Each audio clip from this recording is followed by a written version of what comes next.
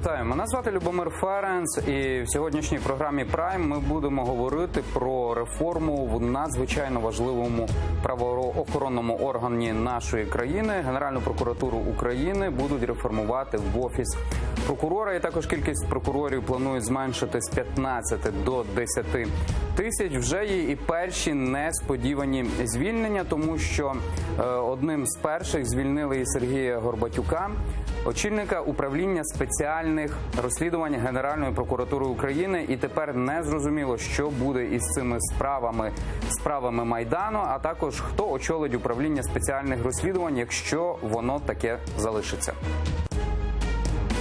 Сергій Горбатюк, екс-керівник управління спецрозслідувань Генпрокуратури. 46 років. Народився у Хмельницькій області. Закінчив Львівський державний університет. Більше 20 років працює в органах прокуратури. Серед гучних справ – розслідування щодо колишнього прем'єра і лідера «Батьківщини» Юлії Тимошенко. Справа екс-прем'єра України Павла Лазаренка. З травня 2014 року розслідував вбивства на Майдані. У жовтні цього року відмовився проходити переатестацію у ГПУ, пов'язаною з реформою нової влади. Через це звільнений з посади керівника управління спецрозслідувань. Наказ про звільнення назвав свавільним, а реформу прокуратури – показушною. Сергій Горбатюк. Саме зараз на телеканалі АТР. Вітаю, пане Сергію. Дякую, що прийшли до нас. Ви чули, що я сказав на початку нашої програми. Ви також Доброго вечора. Говорили вже в попередніх ефірах, на інших засобах масової інформації, що реформа прокуратури, яка зараз відбувається, вона є свавільною і неправильною.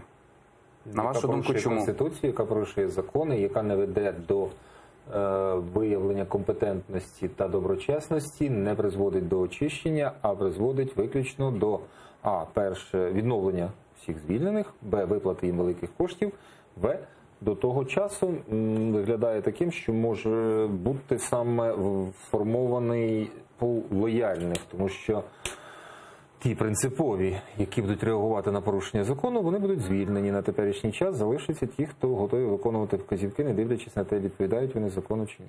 Чи багато прокурорів підтримує вашу позицію, які поступили так само, як ви? Чи відомо вам щось про це? Дивіться, тут треба розділити на два питання. Тобто, чи підтримують незаконні, вважають незаконною це проведення атестації, тобто я не зустрів жодного, який би сказав, що він Відкрито. Це відкрито сказала невелика частина. Тобто більшість вважають незаконними, але йдуть, тому що перед останнім датою, тобто там 15-го треба було подати звернення, тягнули до останнього, але подали, тому що сказали, якщо ті, хто не подали, будуть вже 17-го звільнені. І це повпливало, тобто більшість перед загрозою, щоб завтра я напинюсь на вулиці, все ж таки написали, а керівництво, щоб ваги свої, бо це перший тільки етап, щоб не було наступних проблем, керівництво відразу ж таки дійсно звільнило понад 100 осіб, якщо не помиляюсь, 17 числа, і в тому числі додумали звільнити і 4 наших слідчих серед тих осіб, які такі ж написали заяви, як і я. Оце, що відбувається зараз, в 2019 році, в жовтні місяці, це планова реформа Генеральної прокуратури, чи це для вас стало несподіванкою? Несподіванка, тобто... Тому що реформа прокуратури коли вже проводилась, так? За минулої влади. Так, вона була не завершена, проводилась на низовому рівні. Далі мали бути обласні, генеральні, а вони не проводилися.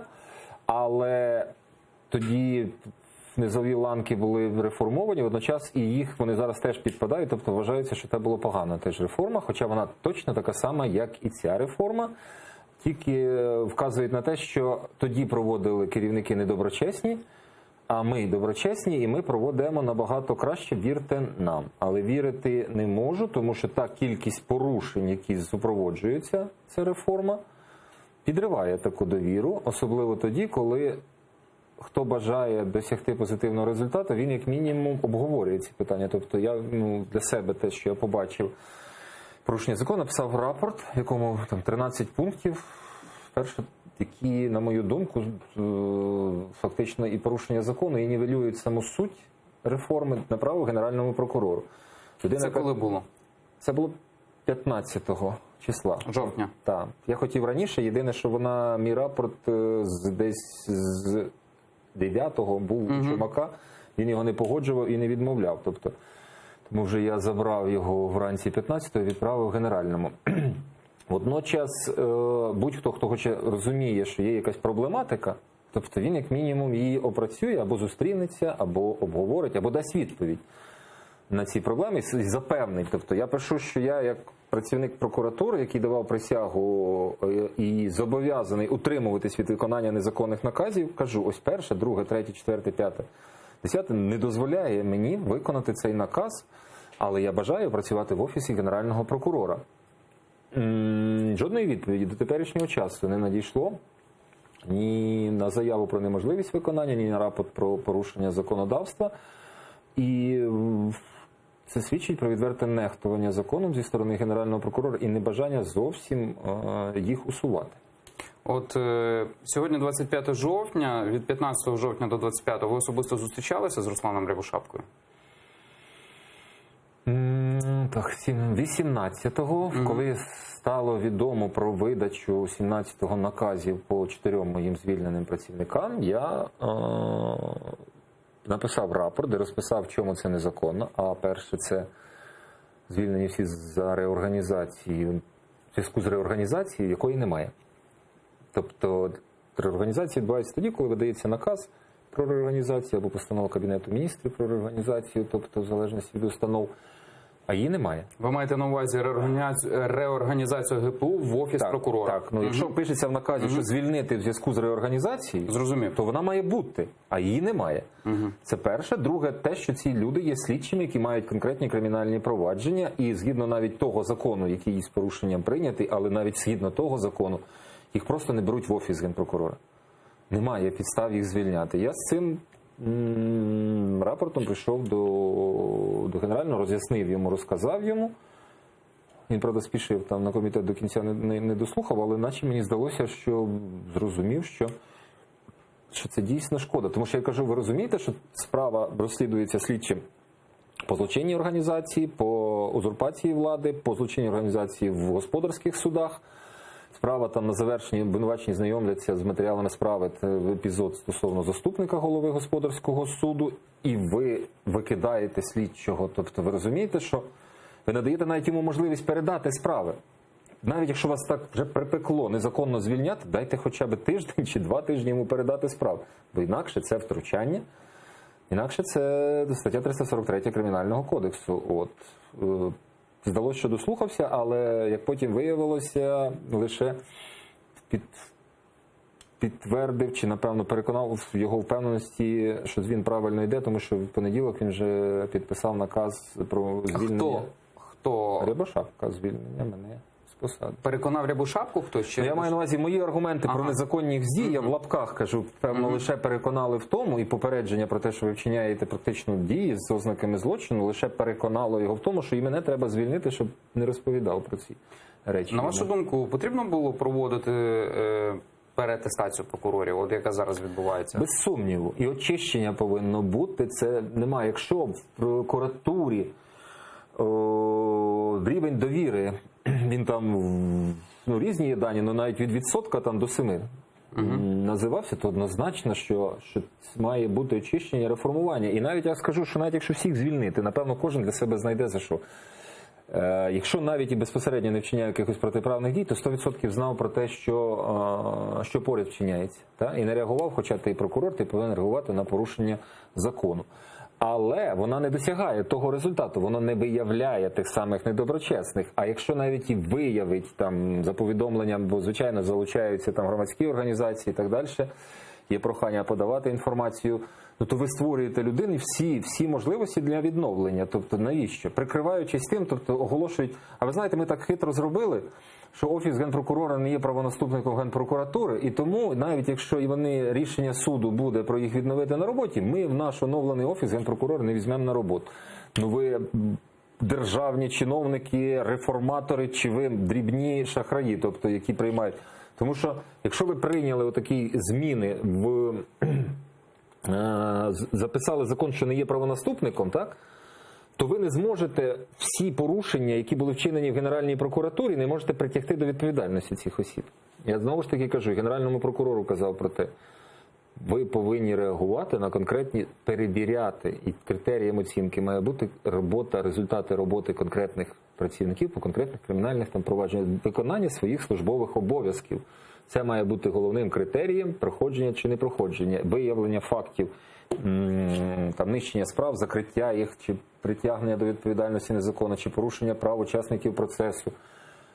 Притягати до дисциплінарної відповідальності і звільняти їх саме за те, що вони вчинили, щоб вони більш не повернулися. Це перше. А по-друге, таким чином ви даєте посил всім іншим, що ось в таких випадках буде звільнений особа в нашій новій очищеній прокуратурі.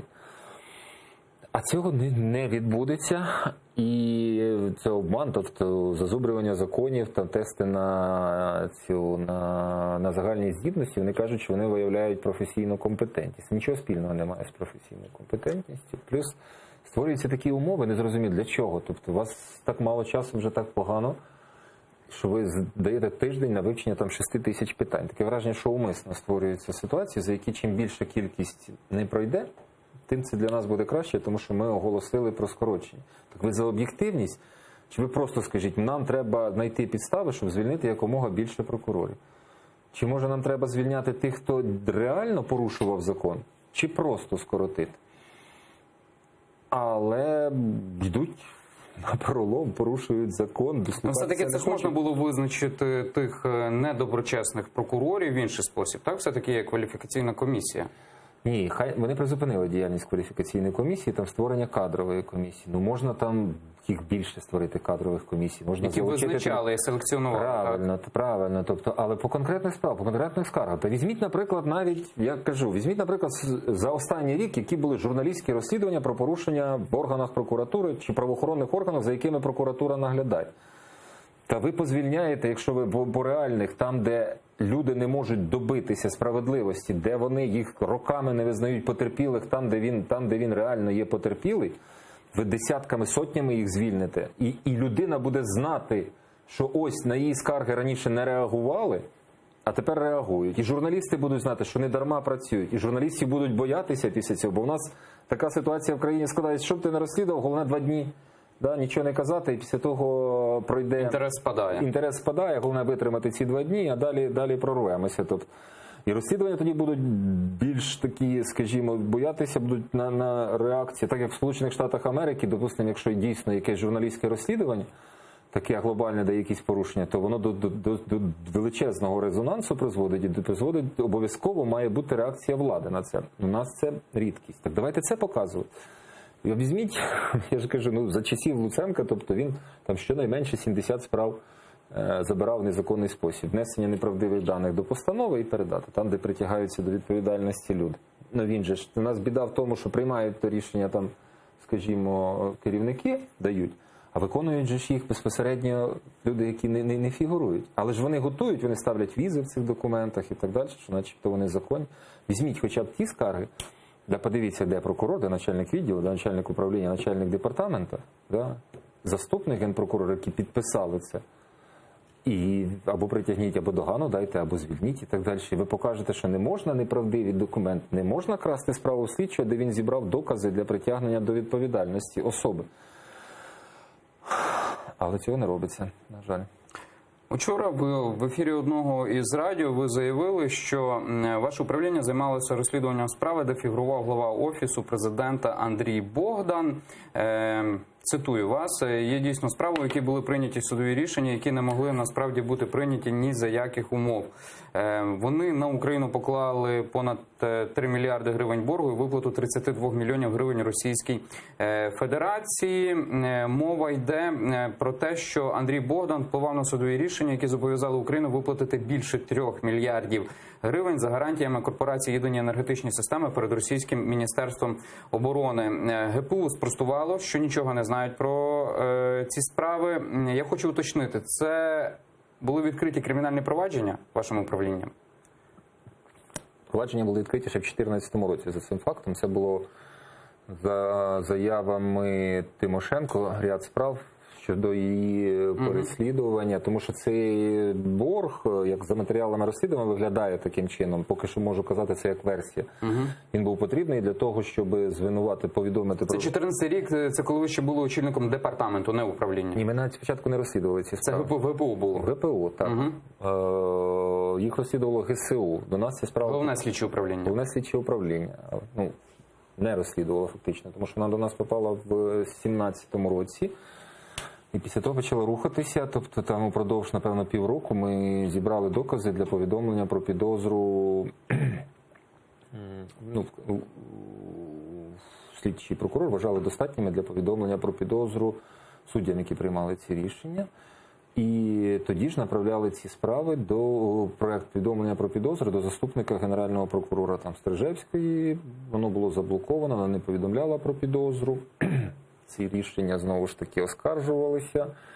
Реагування не було. Змінилося керівництво Генеральної прокуратури. Ми знову ж таки направили ці проекти повідомлень про підозру і вони до теперішнього часу знову ж таки не розглянуті. І відповіді не надано. Вже при Руслані Рябошапці, так? Так. От. І звичайно, що в цій справі мають бути прийняті і інші процесуальні рішення. Єдине, що знову ж таки я не слідчий прокурор стосовно тих, хто сприяв покладенню боргу на державу і виплату безпосередньо лише для створення обвинувачення Тимошенко у спричиненні збитків Україні перераховано для Російської Федерації більше 30 мільйонів гривень. Звичайно, ця оцінка має бути надана, але першим кроком має бути саме повідомлення про підозру суддям. Ви сказали, вжили слово «фігурував», так? Андрій Богдан в якому статусі проходить там у цій справі? Як підозрюваний, як свідок, як хто? На сьогоднішній день він допитаний як свідок у цій справі. Він яку роль відігравав в ній? Він представляв інтереси Кабміну, тобто йому вдалося програти справу і в першій, і в другій, і в третій інстанції, яку неможливо програти. І зараз з нами на зв'язку є Олександр Лємінов. Він один із членів двох комісій, які проводять переатестацію прокурорів Генеральної прокуратури України. Поки що вітаю, Олександре. Чи чути мене? Добрий вечір. Так, чути. Трошки підключую, але чути. У мене запитання, от ми трохи поговорили з Сергієм Горбатюком. У мене перше запитання. Сергій Горбатюк, він сказав, що це є просто, може перетворитися у чистку неугодних. Руслан Рябошапка сказав, що кількість прокурорів має бути зменшена з 15 тисяч до 10 тисяч. Перше запитання, звідки така цифра 15 тисяч прокурорів? Закон України про прокуратуру. Тобто за законом України про прокуратуру там чітко прописано, що є 15 тисяч прокурорів?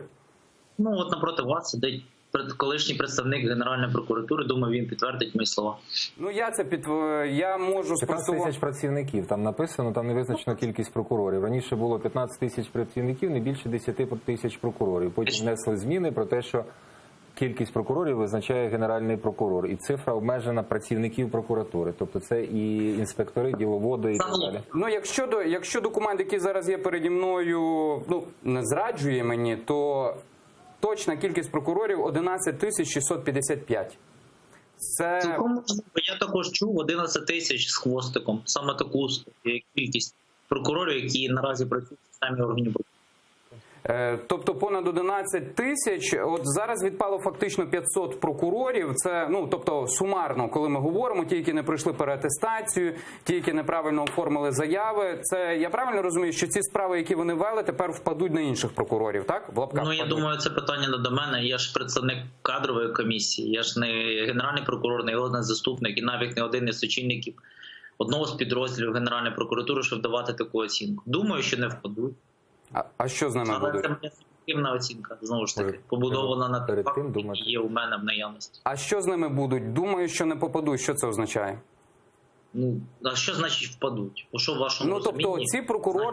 ці прокурори вели певну кількість справ. Вони зараз от 500 відпали.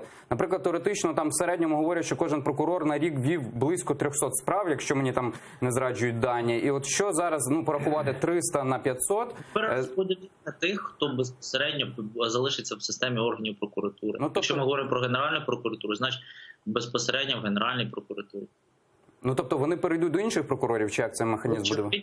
І вже не позакривають ці кримінальні провадження через те, що звільнили прокурорів, які не змогли елементарно набрати 70 балів.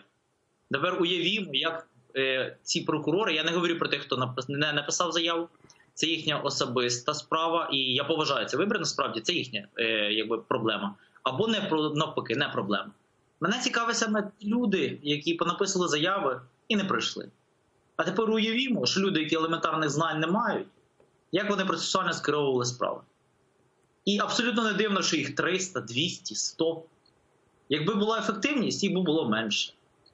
Ефективності нема, знань нема, тому, будь ласка, на вихід, нові прийдуть. Якщо говорити про один з закидів також Сергія Горбатюка, це було в засобах масової інформації, що не зрозуміло, як добиралися члени комісії, це безпосередньо закид в вашу сторону. Не було ніякого ні рейтингового голосування, ні нічого, просто були створені дві комісії і взяли людей. І от Олександр Лємінов є одним з членів комісії, який мав би проводити переатестацію прокурорів. У мене запитання, які критерії? Дуже гарна характеристика слова «закид». Я не вважаю це закидом, вважаю це його суб'єктивною думкою. Знову ж таки, зважаючи на його позицію і оцінку. Стосовно, наприклад, те, що він мені писав в Фейсбуці, що я провалив конкурс ДБР.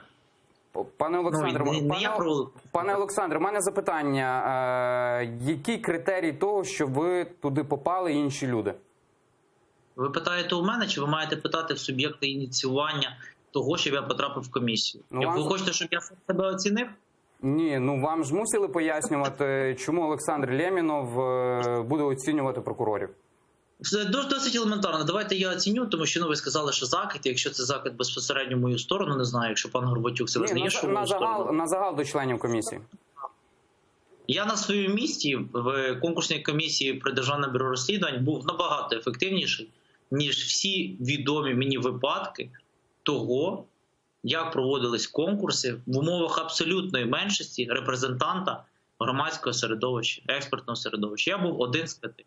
І результати мої дуже високі. На відміну від результатів розслідувань окремих прокурорів або окремих слідчих в органах правопорядку. Це моя суб'єктивна думка, знову ж таки. І не я маю себе оцінювати, а ті суб'єкти, які мене делегували. Тобто все базувалося на чисто суб'єктивній думці, я правильно зрозумів? Керівництва Генеральної прокуратури? В обставинах може базуватися делегування тих чи інших. Дивіться, Олександр, освіта, досвід. Вони все оцінюють і делегують. І беруть на себе відповідальність, якщо делегують, а той, хто створює комісію, бере на себе відповідальність, включаючи до складу відповідної комісії. Це те ж саме, що я буду спитати, а чому ви ведете зараз ефір, Любомире? Тому що в мене є відповідна освіта, я маю досвід, і я показав, що я це можу робити. Освіту, я маю досвід, і я маю історію успіху в ДБР. При відборі кадрів, слідчих і державних службовців до Центрального апарату Державного бюро розслідувань. Але це трохи різні речі, так? Я працюю на приватну компанію, а це все-таки державна установа. Я не працюю за бюджетний кошт, я не працюю, і я не наділений повноваженнями від імені держави Україна. Я працюю на волонтерських засадах, до речі. Олександре, ви будете оцінювати прокурорів, ви наділені повноваженнями. Ні, я вам не говорю, я вам говорю про те, що я не є. Якщо ви хочете підтягнути, що я є репрезентантом держави, я не підтягую. Ви репрезентуєте Генеральну прокуратуру України як член комісії. Я репрезентую міжнародні організації в складі комісії. Якби я був співробітником Генеральної прокуратури, тоді так. Ваші аргументи гарні. Наразі так не є. Я так не вважаю. Все-таки ви будете оцінювати людей, які будуть працювати на державу, яку звуть Україна. Погодьтеся.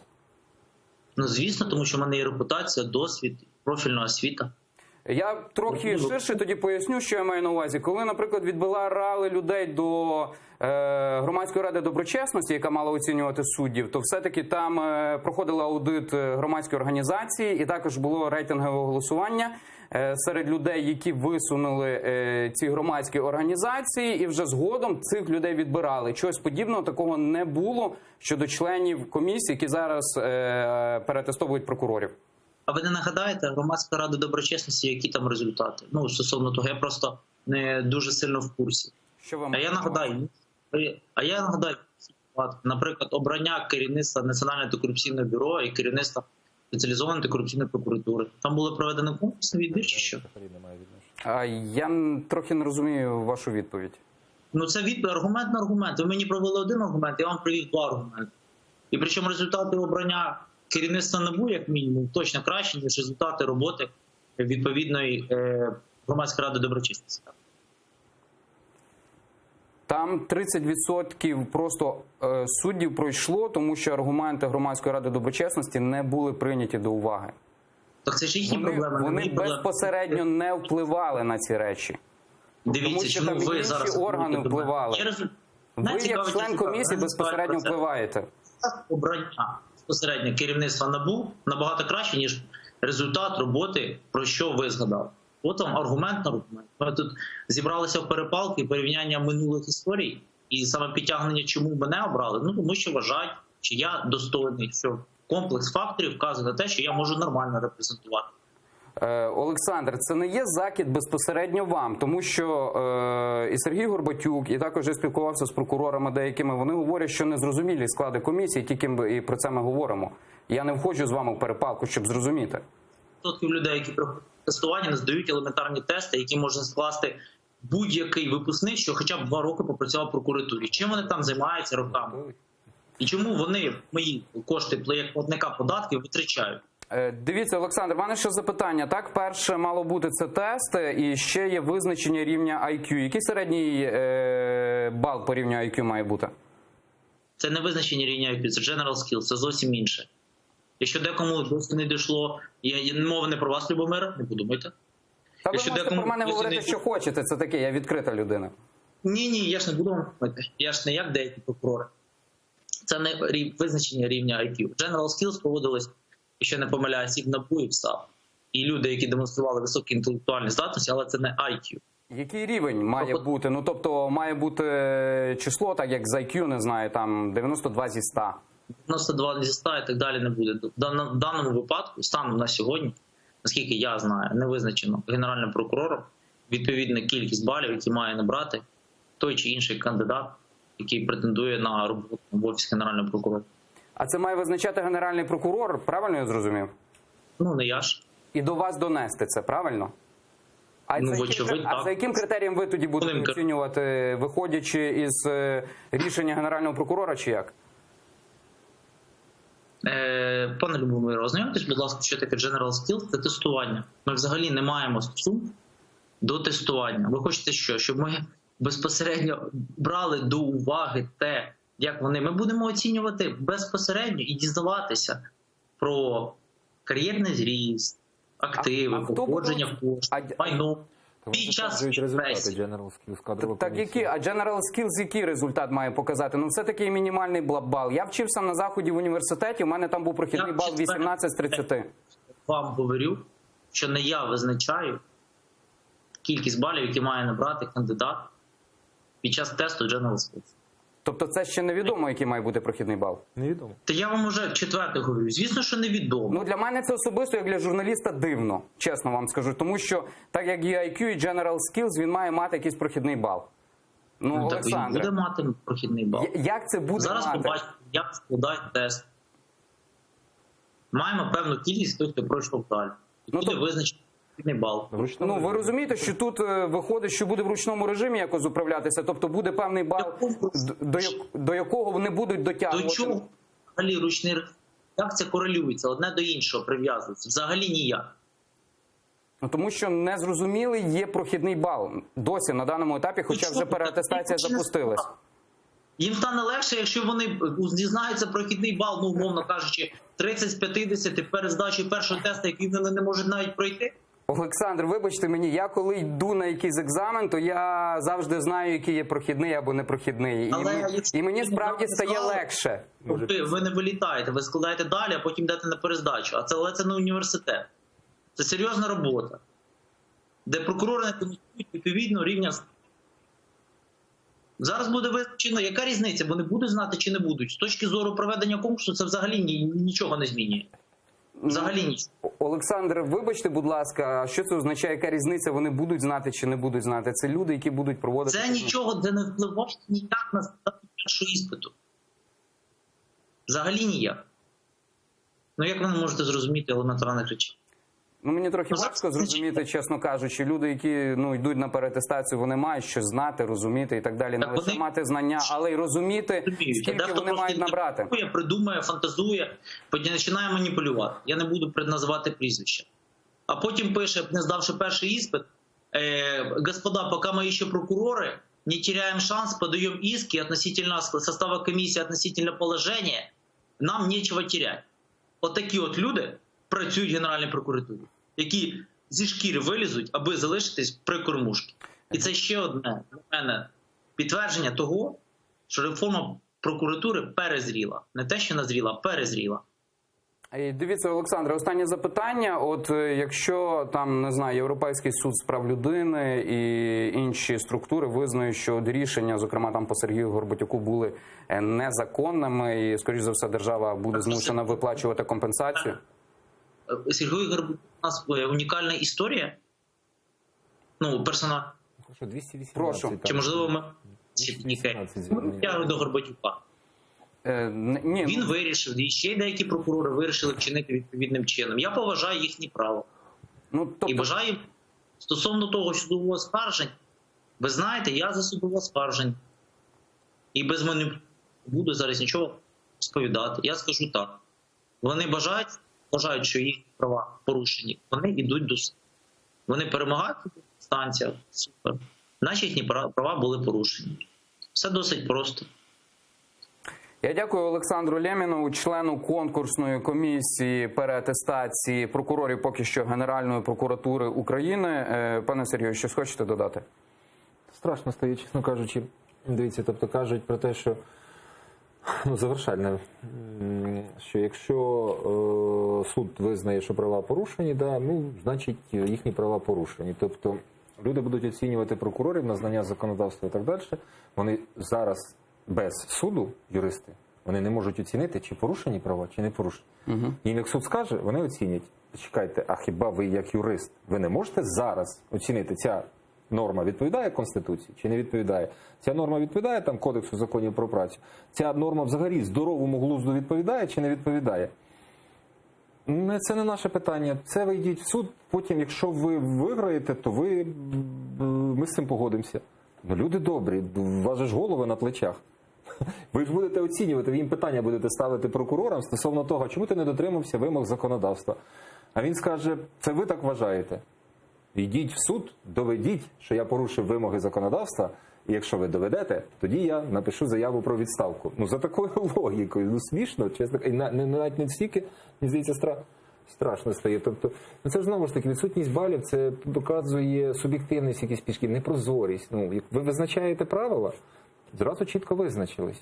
Тому що в нас була ситуація, з генеральним прокурором говорили про атестацію, і вони кажуть, я наводив ці недоліки, які, і тести про те, що зазубрювання, це ж не професійність, хоча людина каже, що це все визначає професійність. Вміння застосувати, ось професійність, і відстояти це. А генеральний прокурор каже, дякуйте, що не поставили 90 чи 80 балів. Тобто, показують, що якщо ми захочемо, можемо поставити будь-яку цифру. Дивіться, пане Сергію, вам пропонували роботу очолити управління аналогічне, яке ви мали, але вже в Державному бюро розслідувань. Здається, пан Чумак це заявляв. І ви не захотіли цього зробити? Ні. Це брехня, відверто, тобто ніхто не пропонував. Розмови були навколо того, і я про це говорив, про те, що давайте створимо управління або департамент прокурорів, тому що повноваження слідчих закінчується. Я волію працювати прокурором саме тому, щоб мати достатню кількість повноважень для розслідування, тому що я на посаді слідчого постійно доводжу, так би мовити, заступникам генерального прокурора, усуваю перешкоди. Хотілося б зосередитись на роботі, маючи повноваження, і вони, як і він, так і генеральний прокурор, казали, що так, дійсно треба управління створити, і хто, крім вас, має там очолювати. Водночас такі перші дзвіночки були з розумінням того, що мене не бачать, це коли вони точно знають, де я хочу працювати. В інтерв'ю заявляли про те, що, здається, Горбатюк хоче в ДБР. Ми не знаємо, що він для себе хоче, він може в прокуратурі, може в тому самому, хоча вони напевно знають. А про ДБР, знову ж таки, я самостійно їздив до голови ДБР, з'ясував питання про те, що організувати створення підрозділу, тому що законопроект зареєстрували, він ще не прийнятий. І як він бачить для себе, тобто він сказав, що дійсно були зацікавлені, щоб слідчі наші перейшли, але на питання, коли хто має бути керівником, він зазначив, що треба подумати, а в наступному стало відомо про те, що він сказав керівництву Генпрокуратури про те, що я буду сам вирішувати, хто буде керівником, ніхто мені не буде вказувати. Тому як є ж дійсно незалежний директор Державного бюро розслідувань, як може генеральний прокурор нав'язувати йому кому-небудь і на всю Україну заявляти про те, що Горбатюк буде начальником управління. Втручається, а тим більше ще закон не прийнятий до сьогоднішнього дня про можливість переведення. А тим більше там написано про переведення, а мене звільнили вони, не маючи підстав, заблокувавши можливість переведення. Тут стільки аргументів, щоб довести цю брехню, вони не соромляться її вслух заявляти. І це найгірше, що ми прокуратуру віддали в руки відвертих маніпуляторів і брехунів, які порушують закон і не зупиняються. Ви розумієте? Ні жодного кроку не роблять. Мене це, тобто, я 1,5 місяці ходив і просив, мені здавалося все-таки, лозунги про те, що ми хочемо найкращу прокуратуру, ми хочемо чищення. В очах дійсно світилося, віра була. Оцей обман, оці кроки до блокування, вони все-таки в кінцевому випадку мене сподобали на те, що і порушення закону, і люди недоброчесні, нічого не буде. Треба на це реагувати. На вашу думку, вас хотіли позбутися чи ні? Так, не очікували від вас цього кроку? Однозначно. Я вже для себе роблю висновок, що і плюс мені ще почали розказувати окремі люди, розповідати про те, що на початковому етапі до них доходила інформація, що Горбатюка не буде в прокуратурі. Тобто з кола оточення керівництва Генеральної прокуратури. Причина? Незручний. Треба, щоб були, напевно, я так розумів, що незручний і може висловити, може не погодитися з якимись незаконними рішеннями, то, звичайно, можна зробити висновок, що потрібні такі, які будуть казати, єсть, все буде зроблено. Все-таки вони в дуже хороших відносинах були із Юрієм Луценком при минулій владі, але вони вас не звільняли. Тоді не було підстав, так? Ні. Казали, начебто, я знову ж не можу гарантувати про те, що він жалкував, що він відразу не звільнив мене ще в 16-му році, коли там давав першу догану. Комплекс, я не знаю, це треба Луценка питати, але, звичайно, це публічність, так має захист. Далі підтримка адвокатів Родин Небесної Сотні у тій роботі, яку ми робимо. І ще я для себе думаю, що може все-таки совість, якщо вона є в тій частині, що знову ж таки я нічого не робив за спиною. Тобто це завжди донесення до СМІ. У мене не було особистих сварок, тобто я ніяких підлостей не робив безпосередньо стосовно людини.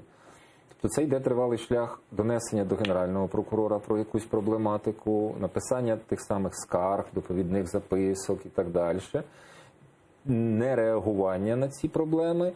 І тільки в наступному, коли це створює загрозу для розслідування безпосередньо, це донесення до ЗМІ, бо іншого способу немає. Як на мене, люди розуміють, що нічого собі, все для справ. Може, це теж також зупиняло, або, може, я... На вашу думку, ці дії, які стосовно вас відбулися так, щодо інших прокурорів, є частина, суспільство не знає їхніх імен, це якби самостійна гра очільника Генерального прокурора України, чи все-таки над ним ще хтось є, який йому вказує, що робити? Ну, відчуття, що не самостійне, але, звичайно, що доказів немає у мене того. Хто з Офісу президента? Ну, швидше всього. Хоча, знову ж повторюсь, це виключно припущення. Вам закидують, так, от в останні дні багато також говорили після вашого звільнення, що от Сергій Горбатюк, він не довів справи Майдану, мовляв, міг це зробити і не зробив нічого. Ви читали про це? То, звичайно, постійно читаю про це. Завжди задаю питання. Кажіть конкретно, яку я справу, чи наш підрозділ. Ну, наприклад, винні не покарані, так? За розстріли. Більшості епізодів знаходяться в судах, і в даному випадку відповідальність суда і також прокурора, звичайно. Але я слідчий з 18-го року. Тобто, якщо би хотіли, щоб саме я доводив, ті, хто кажуть, що Горбатюк не довів, то, напевно, коли Луценко ліквідував департамент, то мали би закиди закинути Луценко. Ви не даєте Горбатюку, як прокурору, рухати ці справи вперед.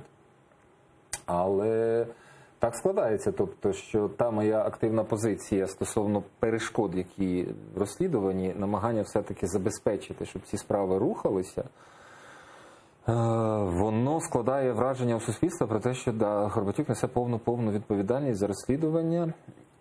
Він і слідчий, він і прокурор, він і суддя, він і команда, що виконує вироки. Але я про це постійно кажу, щоб абсолютно нести всю відповідальність, дайте повноваження. Дайте повноваження хоча б прокурора. Особливо, якщо б заступника Генерального прокурора з можливістю підписання повідомлень про підозру суддям, вищим посадовим особам, я думаю, не виключено в тому числі мене звільняється, тому що там, де дійсно є вчинений злочин, там дійсно такі повідомлення про підозру повідомлялися і раніше, і надалі. І саме це, в першу чергу, лякає керівництво Генпрокуратури. Що буде з справами Майдану тепер?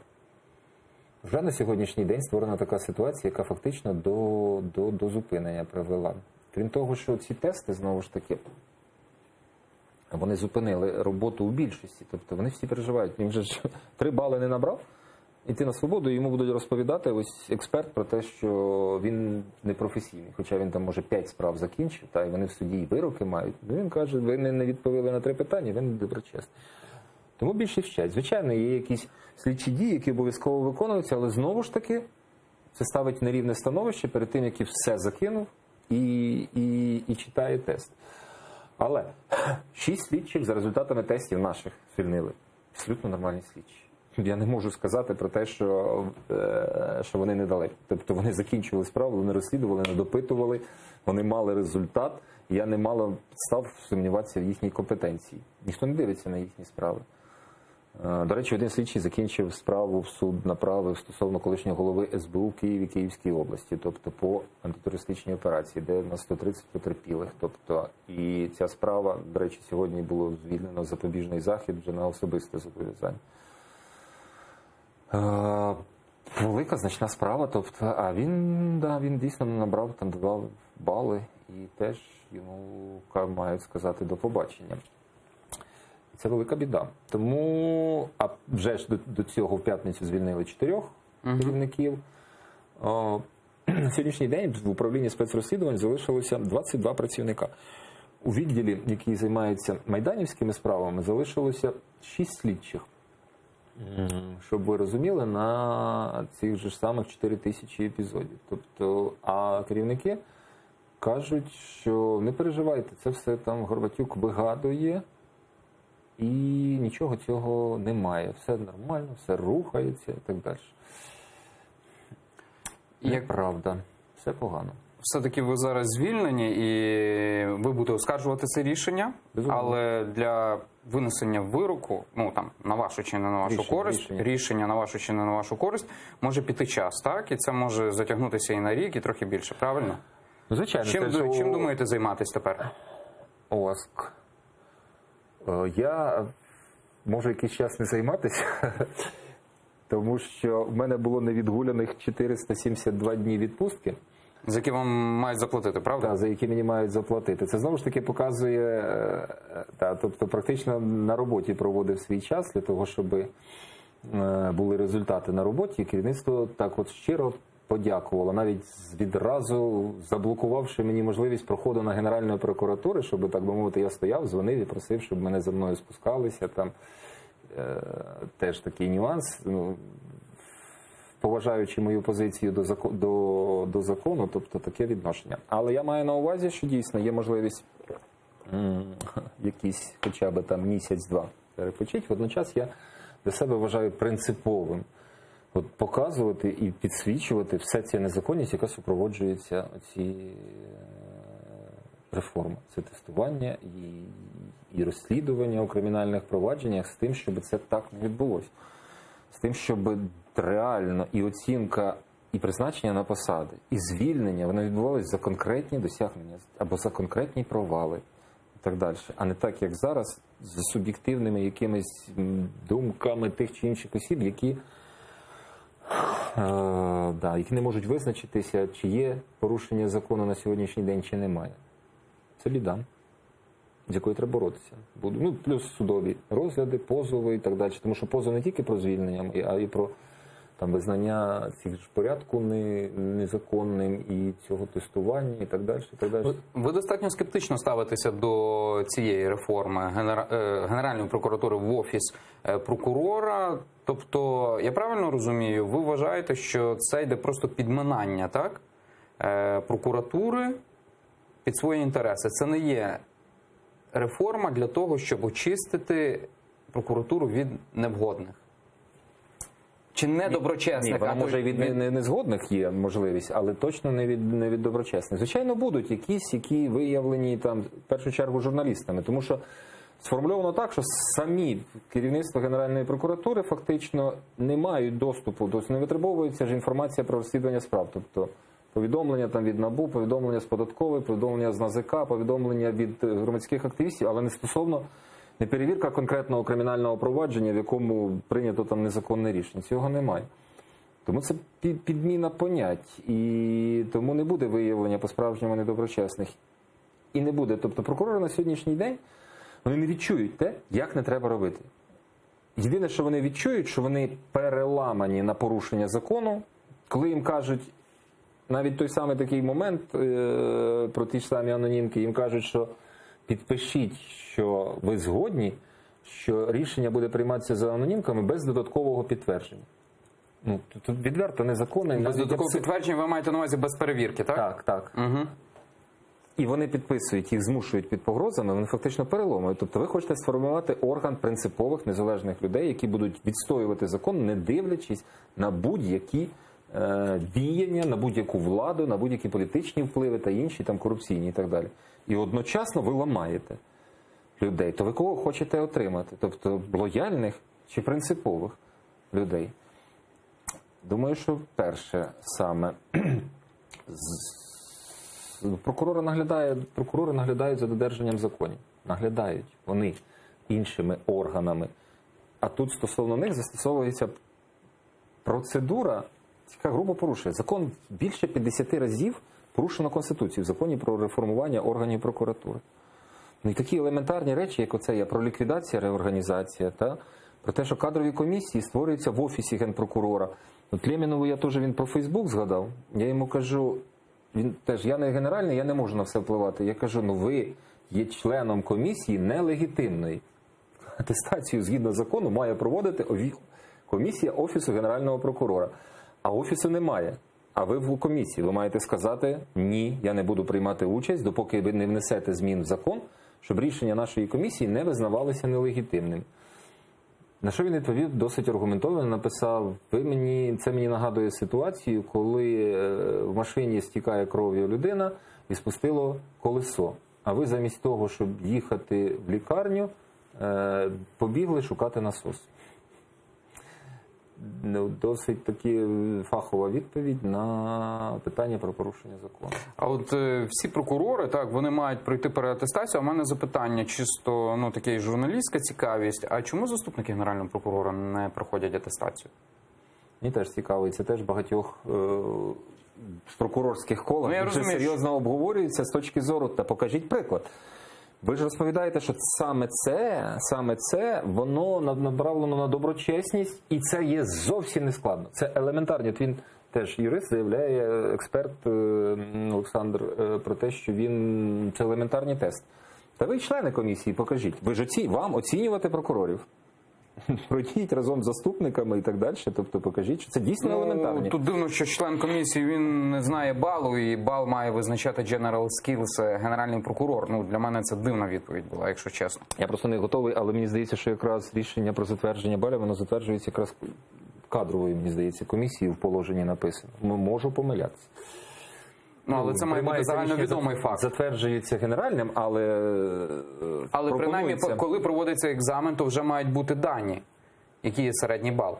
Погодьтесь. Однозначно, вчать же ж, там же ж є стандартні тести для себе, тобто прокурор зараз вже ж здали ці тести, по ідеї міг би вже готуватися і розуміти. Умовно кажучи, я там здав на 25 балів, так, а прохідний 26. Мені треба підпрягтися і повчитися, знову ж таки, чи поздавати.